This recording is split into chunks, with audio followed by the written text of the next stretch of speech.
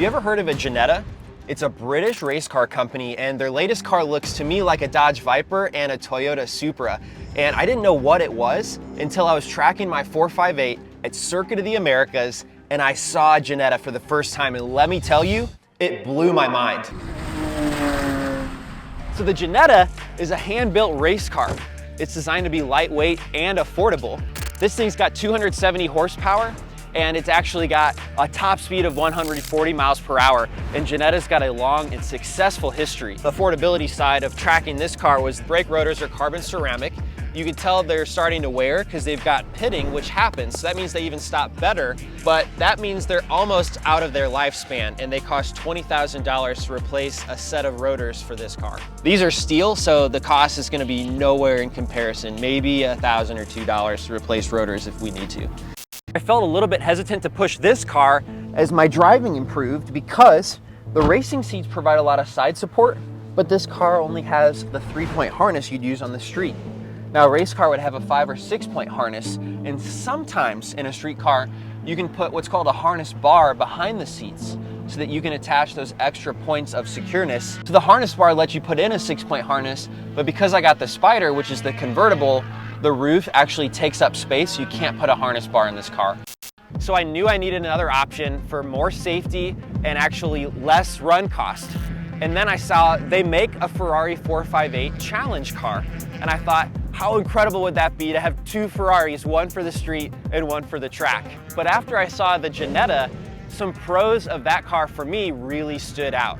And the first one was that cost of the brakes, $4,000 a weekend for pads, have lasted me 27 hours of driving hard with the race brakes that come with the Ginetta. And one reason is it's 1,000 pounds lighter than my Ferrari, so it's not as hard on the brakes. They last longer. Another reason is the Ferrari 458 Challenge car would run slicks. And I didn't know a lot about slicks, but I found out they don't last long at all, and they are very expensive. The Ginetta is actually coming on the same street tires as my Ferrari. So in 27 hours of driving hard, I've only gone through about 3 sets of street tires. So that's gonna save me a lot because the street tires are lower cost, and the slicks cost about $2,400 a pair. These cost about $1,800 a pair, but these last about 3 times as long. Hey, come check out the harness. All right, so this is a full race harness right here. We've got the anti-submarine belt underneath, and then we got 2 lap belts right here that plug into it. Pretty standard race car stuff, but it was new to me. There you go. And then I wear a head and neck restraint. I don't have it with me now, but it goes under these belts. And so this is a 6-point harness because it connects to the car in 6 spots, and you don't need an airbag because now you're basically part of the car, and this integrated roll cage will protect you from any impact. So something else a street car is not gonna have that a race car does have and makes you feel proper. And if you look up here, you can even see that it has an FIA approved chassis. The 4th reason was a surprise why I like this car so much.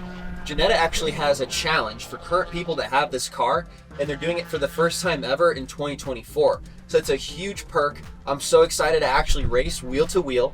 I've raced this 3 times with other cars in Texas, but I'm so excited about the Ginetta Challenge on the East Coast this year because I'll be racing against the exact same car, which will be a true measure of my skills. Now, the Ferrari Challenge car, they have a race series too, but for me, it was way more expensive to do something like that than it was to get into the Ginetta and really focus on building my skills as a race car driver. So I was totally amazed by how fun this car was at Circuit of the Americas.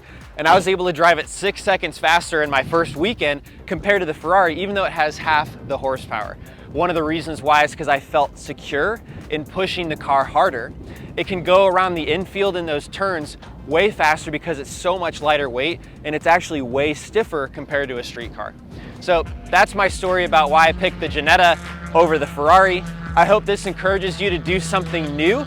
And if you want to find out more about Ginetta, you can check out their website. And if you want to learn more about my venture racing and starting a business, building that to fund my racing, then you can follow my YouTube channel as well. And you can click the bell for more notifications.